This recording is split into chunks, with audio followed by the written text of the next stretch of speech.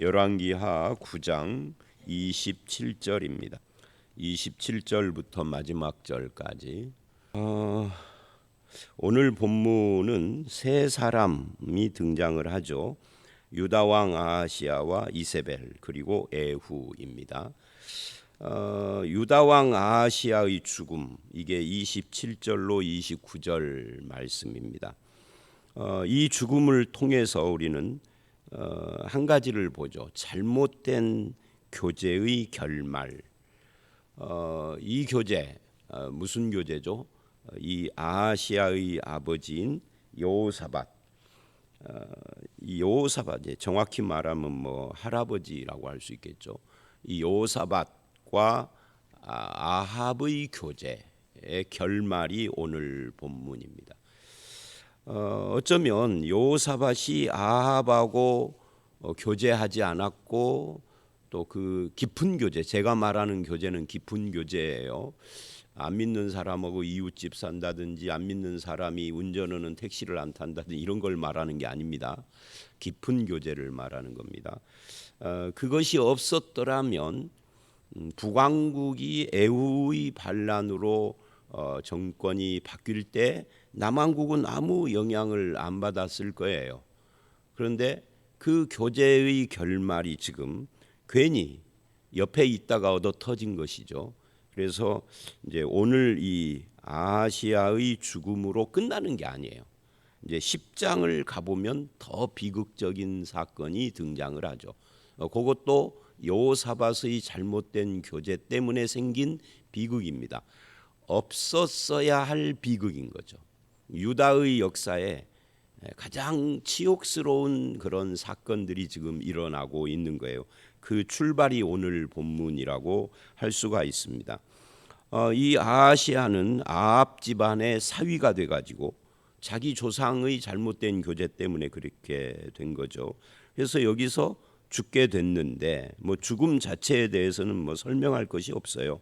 27절로 29절 그대로니까.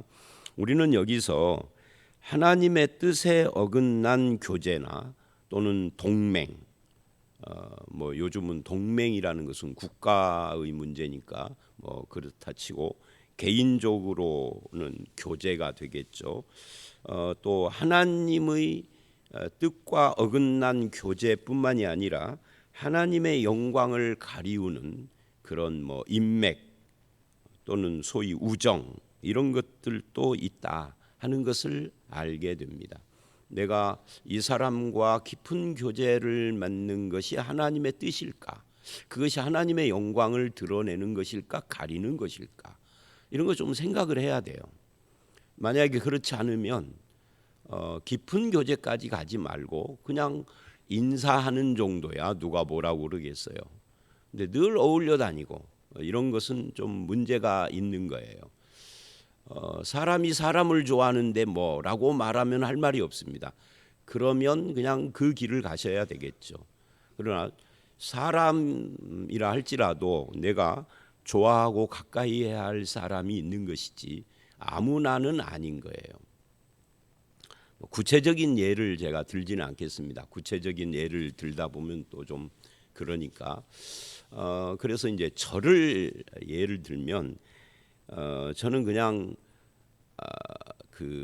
알고 지내고 인사하고 전화 오면 받고 공식적인 자리에서 만나고 하는 교제들은 굉장히 많아도 따로 모여서 늘 함께 이야기를 하고 늘 몰려다니고 하는 교제는 한정돼 있어요. 일부러. 왜냐하면 그 전자에 말한 그 교제권에 들어가는 것은 목사로서 저를 타락시킬 것 같은 것이 분명하니까 거기 안 가야죠. 안 모여야죠. 아무리 난리를 치고 오라고 그래도 안 가야 하는 것이지. 가서 유익될 게 없고 하나님께 영광이 아니고 하나님의 뜻에 맞지 않는다라고 하는 거 판단을 해야죠. 그 판단 누가 하느냐? 기도 오면 성령님께서 판단하시는 것이 아니라 내가 하는 거죠. 그래서 결국은 문제는 뭐냐면 나예요. 내가 가지고 있는 세계관, 내가 가지고 있는 신앙관, 내가 가지고 있는 인생관, 이런 것들이 그걸 분별하는 거예요. 그러면 그 세계관, 인생관 또는 신앙관은 어디서 생기느냐? 말씀이죠. 그래서 성경적 세계관, 성경적 인생관, 성경에 근거한 신앙관. 니체엄 말하는 게 아니라 성경이 말하는 그 신앙. 이런 것들이 분명히 서야 분별이 가능한 겁니다.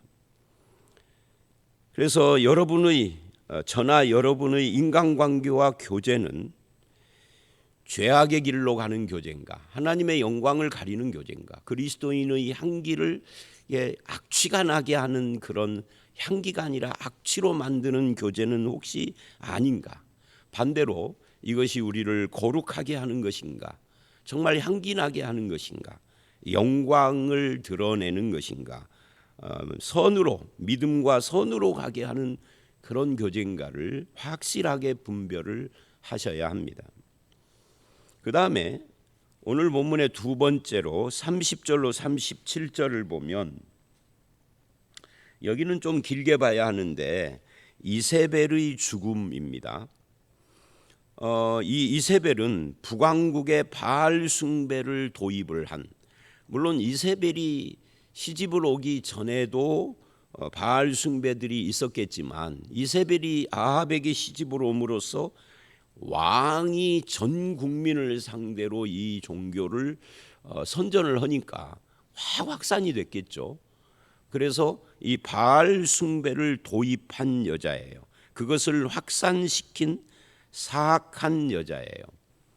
그래서 여기도 또 교제 문제가 생기는 거죠. 아합이 이세벨과 결혼하지 않았더라면, 성경은 아합이 이세벨과 왜 결혼을 했는지에 대한 이야기는 안 해요. 그냥 결혼했다라고만 하죠. 근데 이 이세벨은 시돈에 있는 그 바알 숭배 제사장의 딸이에요. 근데 옛날에는 고대 세계에는 제사장이 왕도 겸직하고 이러는 시대이기 때문에 왕의 딸이다라고 오늘 본문에 나오죠. 어쨌든 그러니까 바알 숭배의 본고장이니까 거기에서 자란 여자가 시집으로 왔으니 그걸 바꿀 수가 없죠. 어떤 분이 그런 말을 최근에 하더라고요. 추석을 앞두고 누가 그랬대요. 안 믿는 여자애를 소개를 이 집 아들에게 하면서 믿게 하면 되지 그러더래요. 안 믿는데, 온 집안이 안 믿고 얘도 안 믿는데, 이쪽 집은 믿음의 가정이고 믿게 하면 되지. 그래서 거부했대요. 그러면서 저한테 그래요. 믿게 하면 되는 거예요? 사람이 믿게 할 수 있는 거예요? 라고 저한테 물어봐요. 그분은 집사님인데 집사님 신앙이 확실하더라고요. 믿게 하면 되는 것이 아니죠. 인간이 누구를 믿게 해요? 죽어도 안 믿는 사람은 안 돼요. 믿음은 하나님의 선물이라고 성경은 분명히 말을 합니다. 물론 우리 중에는, 우리 교회에 정말 신실한 권사님이나 또는 집사님이나 이런 분들도, 심지어 장로님 중에도 결혼 전에 안 믿었다가 결혼 후에 믿어서 권사도 되고 집사도 되고 하신 분들이 있어요. 그게 없다라는 이야기가 아니에요. 그것도 하나님의 선물이지. 그냥 믿게 하면 되는 건 아니에요. 하나님께서 그에게 믿음이라고 하는 선물을 주신 것이지. 그래서 굉장히 위험한 생각인 겁니다. 가끔 저는 목회를 하다 보면 전화를 받아요. 그런 것처럼 안 믿는 남자인데, 안 믿는 여자인데 우리 집에 장가 오려고 그런다, 시집을 오려고 그런다, 둘이 사귄다고 한다, 어떻게 해야 되느냐. 결혼한 뒤에 믿는다라고 하는 것은 거의 이거는 공수표가 될 가능성을 안고 있는 거예요. 정말 이 남자가 좋다면, 정말 이 여자가 좋다면 결혼 전부터 믿어야지. 결혼하면 믿을 게는 이상한 거예요. 좋으면 처갓집 말뚝 보고 절한다잖아요. 좋으면 지금부터 믿어야지, 결혼 전부터. 그렇게 믿은 사람들은 잘 믿더라고요. 결혼 후에도. 그것도 아닌 사람도 있어요. 제가 아는 사람은요, 교회를 열심히 다녀서 결혼을 했어요. 어떤 여자하고, 남자가. 결혼한 뒤부터 안 다니는 거예요. 결혼을 하고 교회를 다녔다. 그래가지고 지금 뭐 70대 후반이 됐는데 그런 사람도 있기는 있어요. 잘 분별을 해야죠. 참 어쩌다 보니까 결혼 이야기를 했는데 결혼 이야기가 지금 이 본문의 핵심이 아니고요. 어떤 이 이세벨도 결혼으로 바알 숭배를 가지고 북왕국 이스라엘에 시집을 왔다 이 말을 하려고 그러는 겁니다. 근데 이 이세벨이 이제 왕비가 되니까 바알 숭배의 강력한 후원자가 돼서 그래서 온 세상을 바알 천지로 만들어 버렸어요. 근데 이 이세벨이 지금 오늘 본문에서 죽습니다. 그럼 우리가 여기서 물어봐야 돼요. 그러면 바알 숭배를 도입한 사람이요 바알 종교의 강력한 후원자가 죽어버렸어요. 그러면 북왕국 이스라엘에서 바알 숭배도 사라졌겠죠. 맞나요? 아니요. 들어올 때는 그 통로로 들어왔는데 한 번 들어온 그것은 안 사라져요.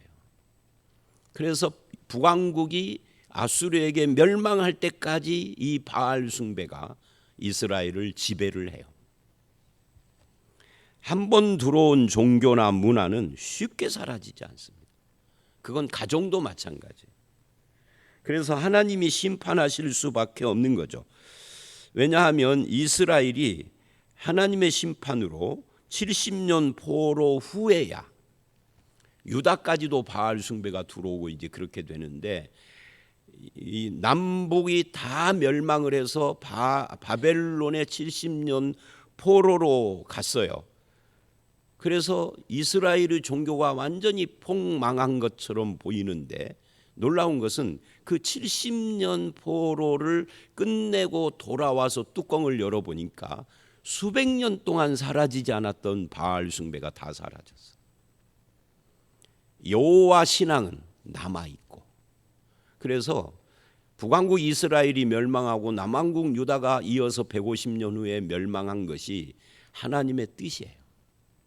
여러분 잘 되는 것만 하나님의 뜻이 아니에요. 잘 되는 것이 하나님의 뜻의 길을 간절히 원하는 거죠 우리는. 그런데 꼭 그렇지는 않아요. 얘네들이 망하지 않았으면 바알 숭배를 못 버렸다고. 망해서 버린 거예요. 그러니까 이 지독한 겁니다. 문화라는 것이 종교와 문화라는 것이 아예 처음부터 도입을 안 해야 해요. 그게 사라져요. 그만큼 무서운 거죠. 처음부터 접촉을 안 했어야지. 처음부터 교제를 안 했었어야 돼. 자, 그런데 30절을 보면 이세벨이 이제 애우가 오는 것을 듣고 이제 뭐를 하느냐면 머리를 꾸미고 창에서 바람. 머리를 꾸몄다 하는 것은 이제 왕비로서 성장을 했다 그 말이죠. 옛날 그 고대 세계 왕이나 왕비, 특히 왕비들 보면 막 그 머리를 막 크게 하고 막 위험 있게 하잖아요. 굉장히 무겁다고 그래요 그것이. 근데 그렇게 하고 지금 죽음이 코앞에 왔고 반란이 일어났는데도 여자는 그렇게 꾸며요. 참 이상해요.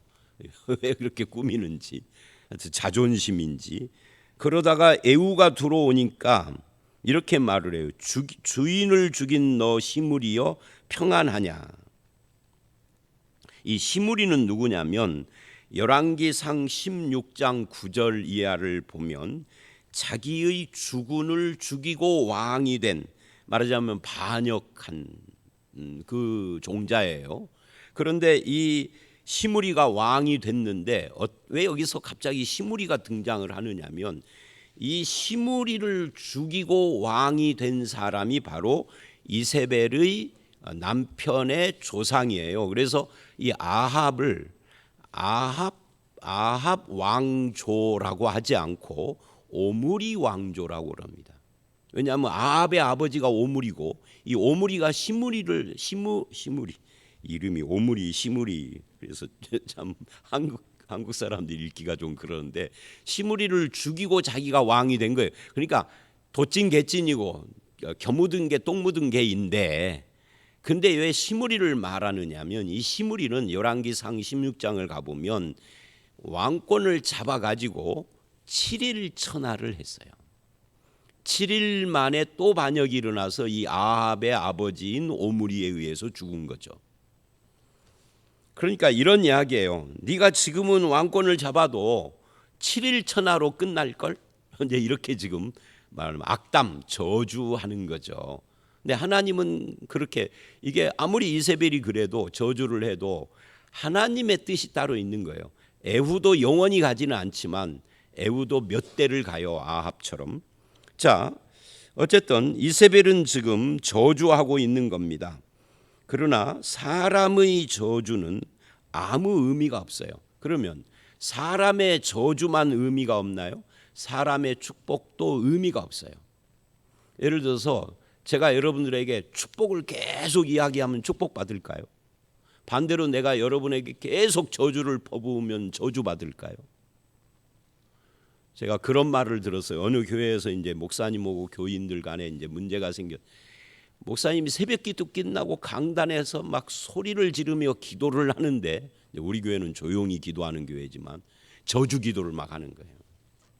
그러면 저주가 임할까요? 아니요. 절대 그렇지가 않아요. 축복이든 저주는 저주든 다 하나님 소관이에요. 생사 화복. 우리 기도할 때 그런 말 하잖아요. 생사 화복이 하나님께 속한 것이지 인간에게 속한 것이 아니에요. 사람은 저주해도 하나님이 복 주실 수 있고, 사람이 축복을 해도 하나님은 저주하실 수도 있고요. 다 하나님의 주권에 속하는 것이에요. 인간들이 괜히 자기 화풀이 하는 것이죠. 이 모든 이세벨의 언행은 결국은 자기의 죽음의 두려움을 감추려는 행위입니다. 머리를 꾸미는 것이나 누구를 막 저주하는 것이나 결국 그 저주는 자기에게 임했죠. 그래서 인간의 진정한 존귀함이나 위엄은 외모에서 나오거나 직책에서 나오거나 학력에서 나오거나 또는 심지어 권력에서 나오는 것이 아니고 하나님으로부터 주어지는 겁니다. 하나님께서 주신 것이 아니면 일시적인 것이고 영원한 것이 아니에요. 하나님의 형상으로서 그 형상을 회복해 가는 것이 참된 우리가 꾸며야 할 우리의 인격이고 그런 거죠. 그런데 이세벨은 그게 안 됐다 하는 겁니다. 그런데 이제 그런 이야기들이 쭉 가면서 이제 이 에후를 바라보고 있는데, 에후가 그 위에 있는, 그러니까 그 좀 층이 있겠죠. 바라보면서 내시에게 내 편이 될 자가 누구냐 그랬더니 내시들이 있을 거 아니에요. 그 내시들이 에후를 쳐다보니까 그를 던져라. 이세벨을 집어서 그냥 내시들이. 그러니까 어제까지도 이 내시들은 이세벨 앞에서 뭐 왕우마마 하면서 머리를 조아렸겠죠. 그런데 그 내시들이 창 밖으로 던져버렸어요. 던졌으니 뭐 즉사를 했겠죠. 그리고 에후가 시체를 밟고, 그리고 34절 이 저주받은 여자를 찾아 장사하라. 그는 왕의 딸이니라. 그러니까 그렇게 죽였지만 에후는 이 여자를 장사 지내주려고 했던 거죠. 그 장사 지내려고 가보니까 위에서 떨어져 가지고 뭐 시체를 조각조각 그렇게 터져버린 거죠. 그리고 36, 7절로 이어집니다. 자, 그런데 여기서 우리는 이제 에후를 생각을 하고 이세벨의 죽음의 의미를 생각을 해봐야 합니다. 36절 돌아와서 사람들이 이 시체를 찾을 수가 없습니다. 그랬더니 에후가 하는 말을 보십시오. 이는 여호와께서 그 종 디셉 사람 엘리야를 통하여 말씀하신 바라. 이스라엘 토지에서, 이스라엘 토지가 뭐죠? 이게 이제 나봇의 포도원이 있는, 개들이 이세벨의 살을 먹을지라 했는데 그 말씀대로 이루어졌다. 결국은 사람을 사실은 하나님은 축복하는 게 아니에요. 정확히 말하면 축복할 때 복은 우리가 다 아는 거고, 축이라는 것은 빌축이에요. 그러니까 누군가에게 복을 빈다는 거예요. 하나님은 누구에게 복을 빌죠? 하나님은 누군가에게 복을 빌 수가 없죠. 왜냐하면 하나님 위에는 아무도 없잖아요. 누군가 위에 있어야 복을 빌지. 그래서 하나님은 축복하는 분이 아니라 복을 내리는 분이죠. 축복은 인간이 하는 거죠. 누구에게? 하나님에게. 하나님 이 사람에게 복을 내려 주시옵소고 축하는 거예요. 축. 그런데 어쨌든 그냥 우리가 그냥 복을 축복 하니까 그러니까 결국은 하나님께서 사람의 생사화복을 주장하고 그리고 그 말씀하신 그 말씀을 반드시 이루신다 하는 것을 이 36절을 통해서 알 수가 있어요. 이세벨에 대해서 말씀하신 그대로 이루어진 거죠. 그러니까 이세벨이 저주해도 하나님이 저주하지 않으면 안 되는 것이고 사람이 축복을 해도 하나님이 복을 내리지 않으면 안 되는 것이다 하는 것이 드러난 거고 하나님의 뜻, 하나님의 말씀이 이루어졌다라는 것을 보여주는 겁니다.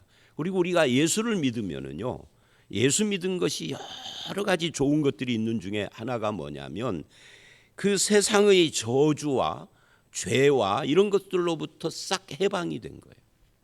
예수 그리스도께서 우리의 십자가에서 우리의 죄를 짊어지고 십자가에서 심판을 당하심으로써 예수님의 십자가가 죄요, 저주요, 심판이거든요. 그것을 다 가져가 버려서 우리에게는 더 이상 저주가 없습니다. 그런 걸 보면은 하나님의 뜻이다 하는 것을 알 수가 있습니다. 하나님의 말씀의 성취다. 자, 그런데 이제 마지막으로 에후를 보면 에후가 참 이상한 사람이에요. 어제도 나왔지만 에후는 36, 7절을 보면 하나님이 하신 말씀을 그대로 기억을 다 해요. 그죠? 기억을 하고 그 사건의 현장 속에서 이거는 하나님의 심판이야. 하나님의 말씀의 성취야. 말씀하신 대로 저주가 이세벨에게 임한 거야 라고 이세벨의 시신을 정중하게 모시려다가 이 현장을 보고 이건 하나님의 말씀 성취구나 하고 금방 깨달았어요. 그러면 이 에후는 이후의 삶에 하나님의 말씀에 순종하고 하나님을 의지하는 믿음으로 살았을까요? 그게 아닌 거예요.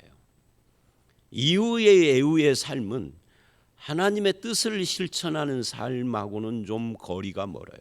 물론 일부분은 하나님의 뜻을 성취하는 부분이 일부분은 있었겠죠. 그러나 전체적으로 보면은 이 에후도 악한 길을 가요. 하나님의 말씀과 상관이 없는 길을 가요. 그러니까 이런 거죠. 우리가 하나님의 말씀을 외우고 또는 안 외웠어도 많이 들어서 이렇게 습관이 되고 해서 우리 입에서 저절로 하나님의 말씀이 막 나와요. 그러는 기독교인들 많잖아요. 시도 때도 없이. 제가 어저께인가 언젠가 그 말했잖아요. 카페, 레스토랑에 갔더니 옆에서 계속 아멘 할렐루야를 계속 하더라고. 근데 그분이 어떻게 사는지는 저는 몰라요. 뭐 잘 사시겠죠. 그런데 우리 가운데는 성경 말씀을 그렇게 줄줄줄줄 하는데 향기가 아닌 사람들이 있어. 악취가 나는 사람들이 있어. 그거 참 문제예요. 에후와 같은 사람이죠. 정말로 말씀의 사람은 입술로만 말씀을 언급하는 사람이 아니라 그 말씀을 진정으로 삶으로 살아내는 거예요. 그렇게 하는 것이 정말 말씀의 사람인 거죠. 그렇게 할 때 그 사람이 하나님 앞에서 존귀한 사람이고 하나님의 영광을 드러내는 사람이고 하나님의 형상이 회복된 사람인 겁니다. 결국 사람을 최종 평가하는 것은 하나님입니다. 자, 오늘 말씀 여기까지예요. 우리는 여러 가지를 봤습니다. 첫 번째, 잘못된 교제, 잘못된 깊은 교제 아예 출발부터 하지 말아야 된다. 그거 분별을 해야 한다. 분별을 해야 하려면 우리가 성경적인 세계관, 인생관, 신앙관이 정립돼야 한다. 그래서 말씀을 잘 늘 습관적으로 읽고 그리고 성경을 공부해야 하고, 공부하라니까 뭐 신천지 같은 데서 가서 공부하라는 것이 아니라 그것이 필요하고, 그 다음에 이세벨의 죽음을 통하여서 하나님이 이 바알 숭배를 완전히 철저히 근절을 시키고 하나님의 뜻이 성취되고 말씀하시는 것이 성취되고 하는 과정 중에 인간의 축복과 저주가 아니라 이 생사화복은 하나님께 달려 있다. 마지막으로 말씀을 입술로 하는 것이 아니라 말씀을 삶으로 살아야 한다. 입술로만 하는 것은 애우 같은 사람인 거죠.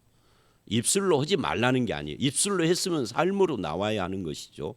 그렇게 살아야 되고 그렇게 그의 인격 성품 또 행동 언행심사라고 그러죠. 말이죠. 행동이죠. 심사 마음이죠. 이것이 하나님의 말씀과 일치해야 한다 하는 것을 오늘 이 말씀을 통하여서 배웁니다. 여러분의 삶이 하나님의 말씀 정신에 세워진 그런 삶이 되시기를 주의 이름으로 축원합니다. 함께 기도하겠습니다.